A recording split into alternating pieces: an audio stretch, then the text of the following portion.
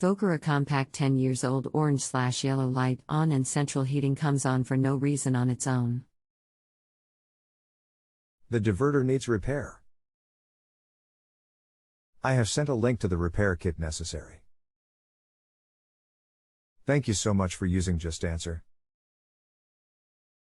Canuck http://www.amazon.co.uk/gp/os/d/b003tf9edw/ref=reader_mdp_mobile.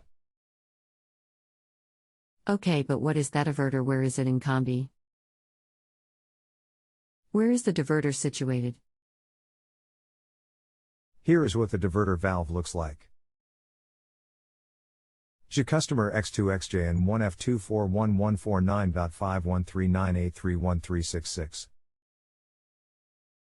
If you have a home improvement or appliance question and want to chat with an expert now, visit justanswer.com/ythi.